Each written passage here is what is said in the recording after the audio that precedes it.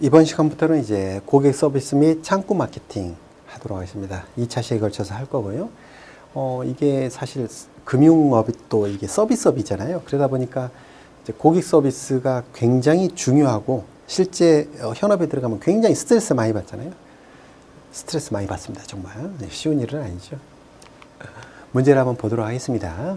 자, 고객 서비스 변화에 대한 설명인데 틀린 것은 무엇인가요? 문제 자체는 어렵진 않죠. 자, 적극적인 세일즈 역량 강화를 통해 수익 향상을 꾀하고 있다. 자, 그러고 보면 참 은행이 굉장히, 은행 가서 보시면 늘 느끼지만 정말 친절하잖아요. 그렇죠? 자, 고객 만족이라고 하는 것은 생산을 위한 필수적 요소가 아니라 선택적 요소가 있다. 말도 안 되는 이야기죠. 그렇죠? 선택이라뇨. 생존을 위한 필수죠. 그렇죠? 문제가 이렇게 나오면 참 좋을 텐데, 예, 어렵지 않으실 거예요. 고객 만족을 시키지 못하면 당연히 기업 자체가 생존하기 힘들 것이고 일반 제조회사도 당연한데 서비스를 전문적으로 하는 금융회사는 더더구나 중요하겠죠. 자, 오늘날 고객은 기능 업무 중심의 서비스보다 감성, 고객 중심. 특히 제조회사에서 이제 이런 오류들을 많이 하잖아요. 우리 회사 제품이 얼마나 좋은 기능이 많은지, 그렇죠? 그 기능에 중점을 두는 경우가 많지만 실제 중요한 거는 고객은 그걸 좀 더 감성적으로 느낀다는 거죠. 그렇죠. 그래서 스마트폰을 생각해 보시면 좀 더 이해가 되실 거예요. A 회사와 B 회사가 있어요. 별 차이, 기능이 별 차이 없는 것 같은데 가격이 어마어마하게 틀리죠. 그렇죠. 어떤 그 이미지, 요즘은 이마주를 소비하는 시대이기 때문에 그런 감성 기능이 정말 중요한 거죠. 제품의 차이가 없어요. 기능 자체는. 그러나 가격은 어마어마하게 틀리다. 그렇죠. 은행도 마찬가지인 거죠. 은행도 다 똑같은 것 같지만 그 이미지가 있잖아요. 굉장히 중요한 거죠. 고객 중심 서비스를 바라고 있다. 맞는 말이죠. 자, 일방적이고 소극적으로 제공하던 서비스 등의, 그렇죠, 개방적이고 적극적인 서비스로 진화하고 있다. 그렇죠. 지금은 직접 고객을 찾아가고 그전에는 항상 은행에 앉아서 하고 영업했던 시절이 호랑이 담배 피던 시절에 있었는데요. 지금은 어림도 없는 이야기죠. 자, 만족 거울 효과. 그렇죠. 거울 효과라는 게 뭐죠? 반사된다는 거잖아요. 거울 효과. 그래서 직업의 열정을 느끼고 만족한 직원이 근무하는 영업점에서 가장 잘 나타난다. 제가 처음 은행 근무했을 때 생각이 나는데 그 당시에는 지금과 같은 좀 다른 환경이기도 했지만 제가 11시 이전에 퇴근해 본 적이 별로 없었던 것 같아요. 정말 열심히 일했던 것 같은데 그만큼 제가 근무하는 은행에서도 대우를 잘 해줬던 것 같아요. 그만큼 제가 열정을 가지고 일했죠. 다 같이 참 재밌게 일했던 것 같아요. 지금도 그때로 돌아가도 후회 없이 일할 수 있을 것 같아요. 이게 만족 거울 효과인 거죠.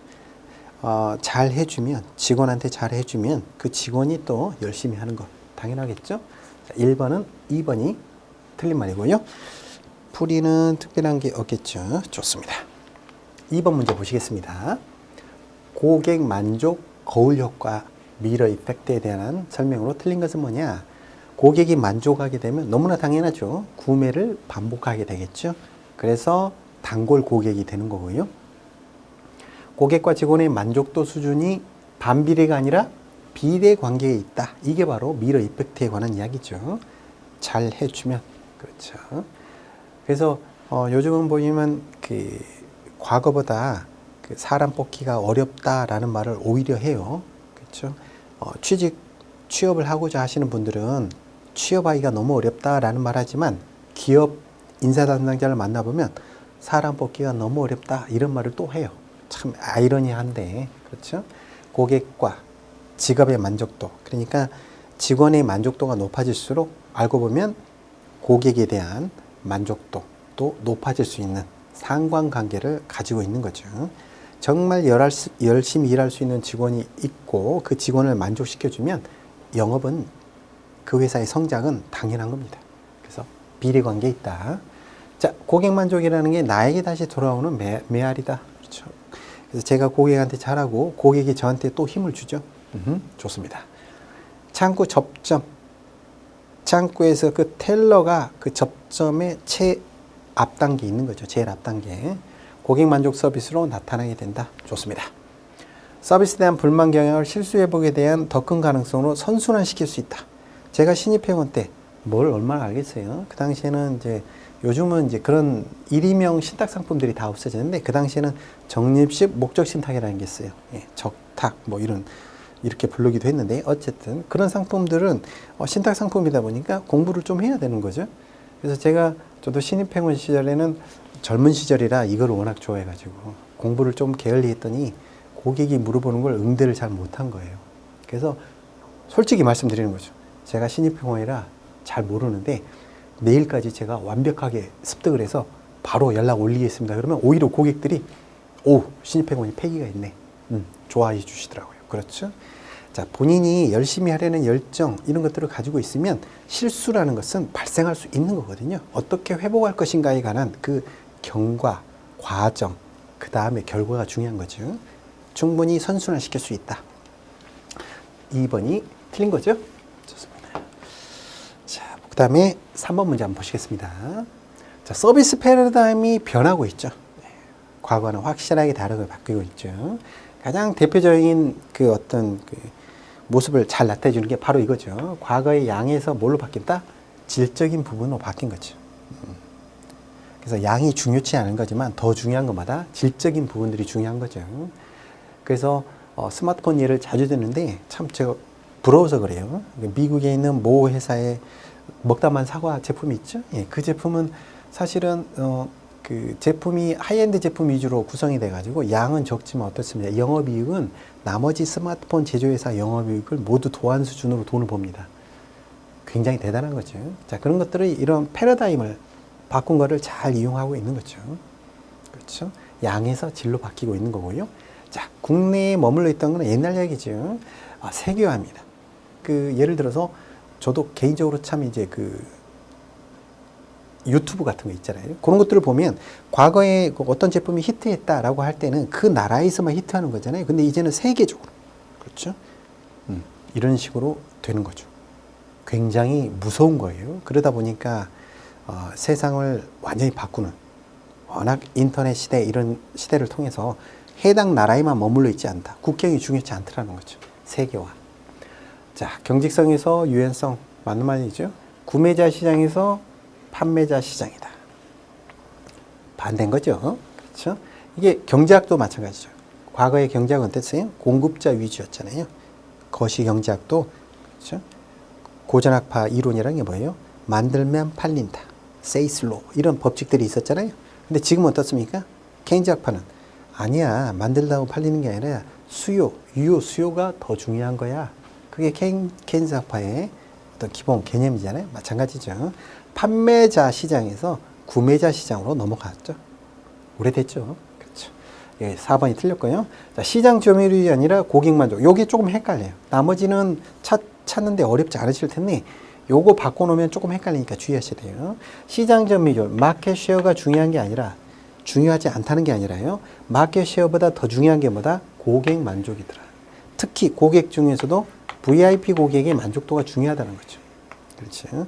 충성도가 높은 고객이 이익을 훨씬 많이 준다는 거예요. 시장 자체를 많이 점유했냐? 그것도 역시 중요하겠지만 그것보다 더 중요한 거는 충성 고객들, 고객 만족도가 높은 고객들이 훨씬 더 많은 이익을 주더라. 그 중에서도 특히 VIP. 그렇죠. 요거. 자, 그래서 시장 점유율이 아니라 고객 만족이 더 중요하더라. 자, 4번이 정답이고요. 자, 5번 지문. 요거는 좀 더 신경 써주시면 되겠습니다. 자, 보시면 되겠죠? 좋습니다. 다음 문제. 4번 문제 보겠습니다. MOT라고 그러죠? Moment of Truth. 진실의 순간. 이거를 이 서비스 접점이 되는 거죠. 고객이 금융기관, 은행에 딱 들어와가지고 그 짧은 시간에 은행에 대한 어떤 이미지를 딱 만들어내는 거죠.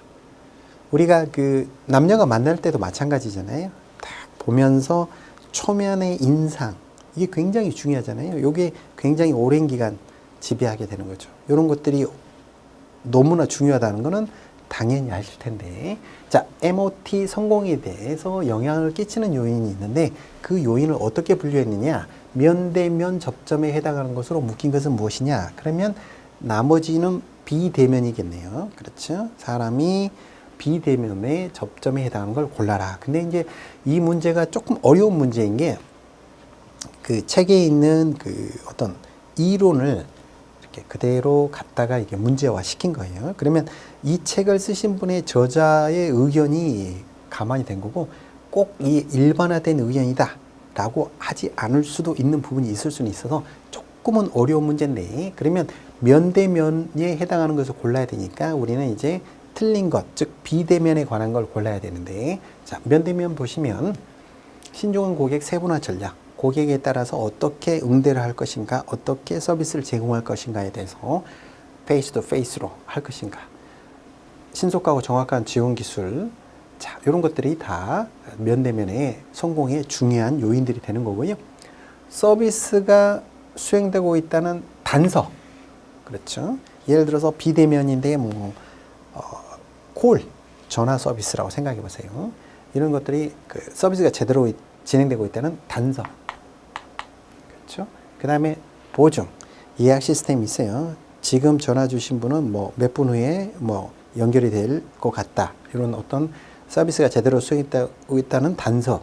그 다음에 지금 예약 서비스를 걸게 되시면 응대를 기다리지 마시고 원하시는 시간에 응대를 해드리겠다. 이런 서비스에 관한 보증. 이건 이제 비대면 콜 서비스라는 거죠. 그렇죠? 그래서 디귿과 미음이 되겠네요. 이거는 이제 이 책에 대한 저자분들이 이렇게 정의해 놓은 거니까 이 부분을 그대로 그냥 따르시면 될 것 같아요. 문제풀이 할 때는. 그렇죠? 조금은 어려운 문제네요. 그 다음에 고객과 종업원의 충성도가 높으면 당연히 MOT가 틀려지겠죠. 외모와 행동이 신뢰를 주는 텔러. 실무적으로 이 외모나 행동이 굉장히 중요한 거죠. 잘생겼다 못생겼다 이게 아니라 깔끔하고 신뢰감을 줄 수 있는, 그렇죠. 금융이라는 것은 reputation, 명성, 신뢰도를 먹고 사는 업이잖아요. 그래서 미국 같은 곳에도 청바지 입고 출근한다고 하지만 월가에 가게 되면 전부 이 셔츠, 와이셔츠를 딱 메고 일을 하죠. 구두도 갈색 끈 구두를 딱 신고 일을 합니다. 월가에 근무하시는 분들은. 그러니까 굉장히 복장이 자유로운 미국이라 하더라도 금융업에 종사하시는 분들은 굉장히, 그렇죠, 클래식한 걸 찾는다는 거지. 왜? 신뢰감을 줘야 되니까. 그렇죠? 외모와 행동이 굉장히 중요하다는 거죠. 비싼 옷을 입어야 된다는 게 아니라 깔끔하고 신뢰할 수 있는, 그렇죠?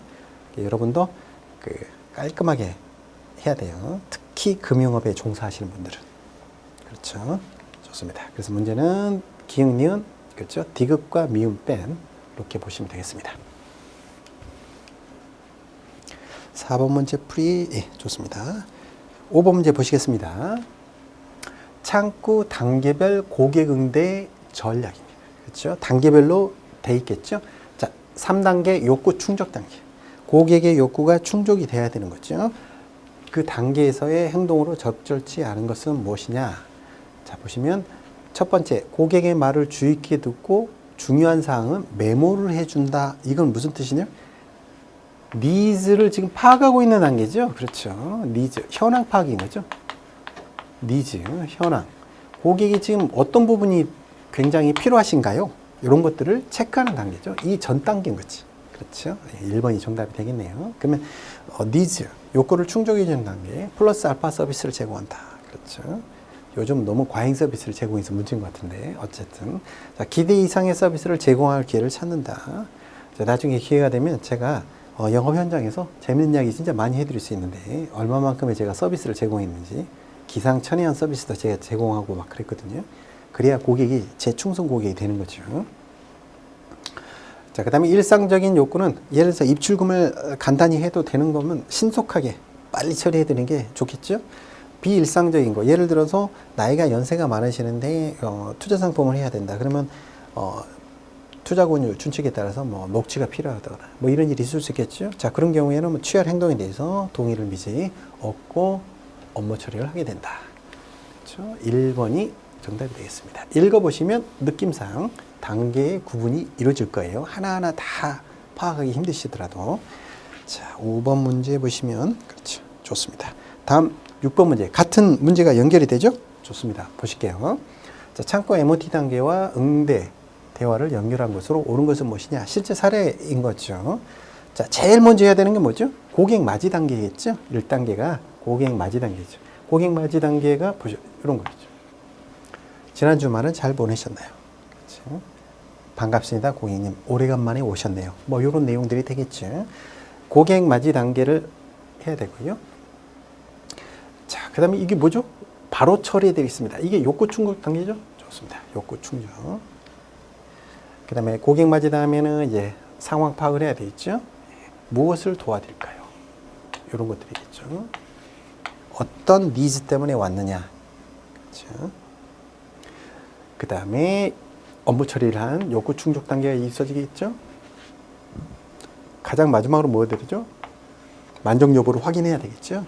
그래서 그렇죠. 궁금한 사항이 있으면 더 필요하신 내용은 있으십니까? 처리해야 될 업무가 더 있으신가요? 필요한 거는 다 처리가 하셨나요? 자, 언제든지 하십시오. 이렇게 연결이 돼야 되겠죠? 자, 근데 이제 우리가 이제 이 단계별로 이제 진행하는 건 뭐 어렵지 않은데, 우리가 이제 좀 더 주의해야 될 게 뭐냐면, 이런 단계들을 진행하면서 가장 중요한 것은 고객이 처리하는 그 어떤 일, 그 자체를 신속히 처리해 주는 것도 좋지만, 그 내면에 들어가면 어떤 게 있다고 그랬죠? 자존감이 있다고 그랬죠? 고객의 자존감. 이걸 높여줘야 되는 거죠. 단순히 입출금을 하라는 거지만, 고객은 이 자존감을 높여줄 때 훨씬 충성 고객이 될 확률이 높아지는 거죠. 그래서 입출금 이면에 보면 자신을 인정해 주기를 바라는 그런 마음들이 사람이라면 누구나 있는 거거든요. 그런 부분들을 충족해 주셔야 돼요.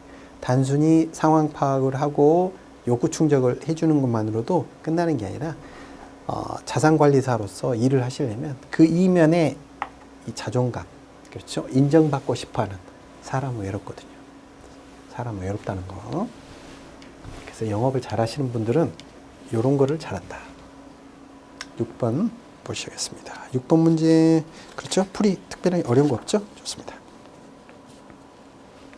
자, 7번 문제 보시겠습니다. 고객과 효과적인 상담을 위한 관심 기울이기 단계에서 의사소통 요인이 아닌 것은 무엇이냐?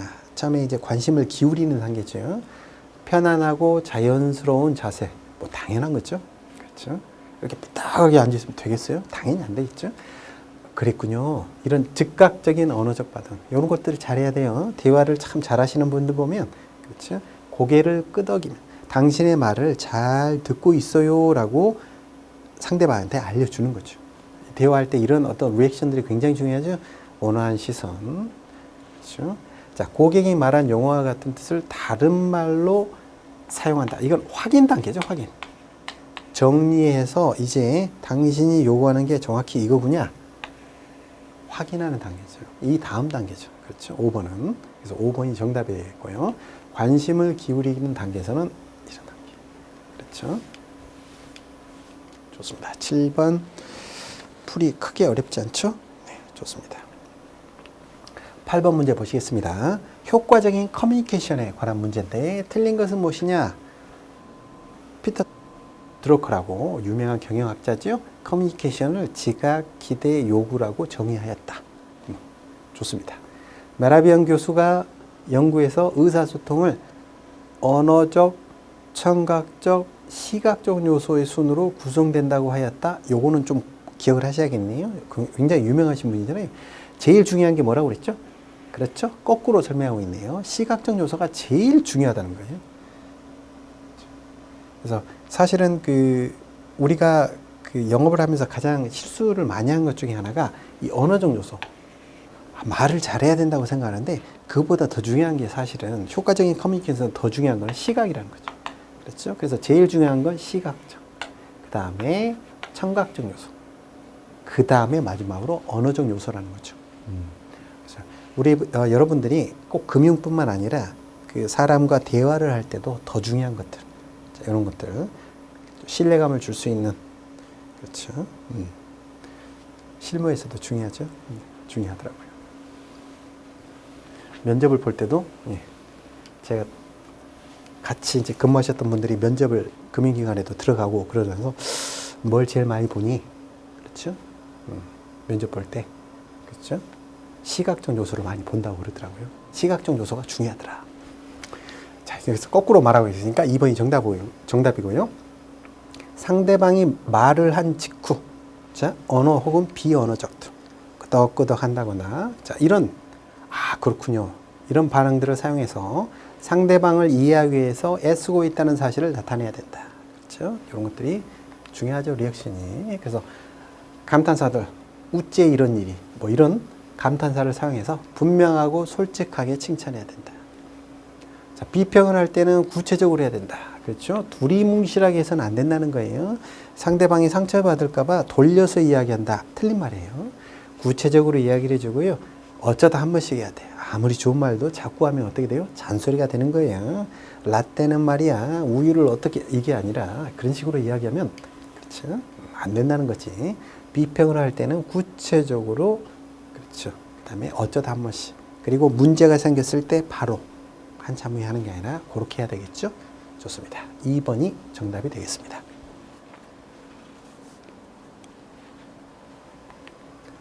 자, 9번 문제 보시겠습니다. 9번 문제 보시면요. 효과적인 커뮤니케이션을 위한 확인하는 단계죠. 고객의 니즈를 정확히 파악하는, 옳지 않은 것은 무엇이냐. 자, 그래서 고객의 생각, 정보 또는 제안을 바르게 듣고 이해했는지를 확인하여 의사소통의 정확도를 증가시키는 거다. 딱 좋은 말이죠. 그렇죠. 두 번째, 고객이 말한 내용을 명확히 하기 위해서 고객이 한 모든 말을 반복해서 되물어보면 하루 종일 걸릴 수도 있겠죠. 그렇죠. 축약을 해야 되겠죠. 요약을 하고, 그렇죠. 핵심 단어로 추려서 정확히 표현을 해야 되겠죠. 모든 말을 반복하다. 이게 말도 안 되는 이야기죠. 예. 어렵지 않은 문제였네요. 전체적인 내용을 간단히 확인하기 위해서 같은 뜻을 가진 다른 단어를 썼다. 말을 잘하시는 분들이 이런 걸 잘하죠. 우리가 책을 읽을 때도 같은 단어를 계속 중복하게 되면 굉장히 지루해지거든요. 맛깔스럽게 글을 쓰는 사람들을 보면 비슷비슷한 말로 잘 이렇게 전환을 시켜서 글을 이어가죠. 다른 말을 사용해야죠. 좋습니다. 긴 시간 동안에 이루어졌는데요. 그것을 위해 요약을 잘 해야 되죠. 요약을 잘하는 사람들이, 그렇죠? 공부도 잘합니다. 고객이 느끼는 감정을 이해하고 그 이해를 말로 솔직하게 잘 표현을 해줘야 되겠죠. 2번이 정답이 되겠습니다. 9번 질문을 보시면 어려운 말이 없죠. 자, 10번 문제 보시겠습니다. 이번 시간 마지막 문제 되겠는데, 자, 피드백에 관한 문제인데, 자, 이 문제는 시험에 굉장히 잘 나오는 문제예요. 그러니까 요거는 꼭 기억을 하시고, 시험에 잘 나오는 문제니까. 그리고 실제 우리가 동료라든가 친구랑 대화할 때도 이런 걸 한 번씩 생각해 보시면 굉장히 좋으실 것 같아요. 자, 행위자는 자신의 행동이나 태도를 관찰하기 없기 때문에 피드백이 필요한 거죠. 상대방의 피드백에 따라서 본인도 반응을 하게 되는 것이고요. 적절한 피드백이 굉장히 필요하게 되는 거죠. 자, 그래서 피드백을 할 때는 구체적 사실, 그렇죠. 구체적 사실, 팩트, 두리뭉실하게 하는 게 아니라요. 그리고 감정을 섞지 말고 어떻게 해야 된다? 사실에 근거해야 된다는 거죠. 우리가 가장 많은 실수를 하는 게 사이가 나빠지고 관계가 소원해지는 가장 큰 이유 중에 하나가 뭐죠? 이걸 반대로 하는 거지. 사실을 나열을 하고 사실에 대한 지적이 필요한데 감정을 섞게 되는 거죠. 거기서부터 문제가 발생되는 거죠. 그렇습니다. 자, 그래서 사실을 나타내게 되면 어떻게 되는 거죠? 당연히 객관화되는 거죠. 객관화된다는 게 합리적인 거고, 합리적이 돼야지 설득이 되는 거거든요. 아무리 좋은 말도 감정이 실어서 내보내면 어떻게 됩니까? 싸움밖에 더 하겠습니까? 그렇죠. 자, 두 메시지는 구체적 행동과 결과를 표현하는 대화법이다. 예를 들어서 이런 거죠. 늦었어요. 10분을 늦으셨군요. 그렇죠? 자, 지금 이번 달에 2번 늦으신 겁니다. 자, 이런 구체적인 행동과 결과를 팩트로 나열하는 게 두 메시지입니다. 두 메시지. 감정을 실지 말라는 거고, 자, B 메시지는 어떻게 되는 거죠? 감정이 개입되는 거죠. 그러면 똑같이 2번 늦은 것도 2번 늦으셨네요 라고 말하는 것과 당신은 게으름뱅이네요 이렇게 말하면 이제 확, 예, 그렇죠. 죽고 살자고 뛰자는 거지. 그렇죠. 하나의 사실을 일반화하는 오류가 발생한다. 그렇죠. 그래서 우리가 주로 써야 될 거는 두 메시지인 거지. B 메시지가 아니라 두 메시지. 자, 문제 풀이하면서 정리를 같이 해주세요. 자, 비판과 질책으로 표현하는 I 메시지보다 자신의 생각과 감정을 표현하는 U 메시지를 사용해야 된다. 이 부분이 어디가 틀렸나요? 거꾸로 말하고 있죠. U 메시지는 이렇게 말하는 거죠. 너는 그렇죠? 늦으면 안 돼. 이런 식으로 이야기하는 게 U 메시지. 질책을 하는 거죠. 자, 근데 I 메시지는 어떻게 하느냐? 당신이 늦으니까 말이죠. 내가 15분 동안 기다리면서 힘들었어요. 이렇게 나의 감정을 솔직하게 이야기해주는 스타일, 요게 I 메시지. 한번 써보세요, 여러분도. 그 친구와의 관계들, 고객과의 관계, 동료와 관계들도. 나의 감정을 나의 입장에서 솔직하게 이야기해주는 게 훨씬 더 설득력이 생긴다는 거지. 그렇죠? 상대방에서 질책을 하는 것보다 당신이 늦으니까 나 혼자 기다리느라고 너무 힘들었어요. 이렇게 말하는 게 훨씬 상대방 설득에 유리하다는 거죠. 그렇죠? 그래서 정답은 5번 거꾸로 말하고 있죠? 좋습니다. 자, 이렇게 하고 다음 시간에는 CS 창구 마케팅 마무리하도록 하겠습니다. 수고 많으셨습니다.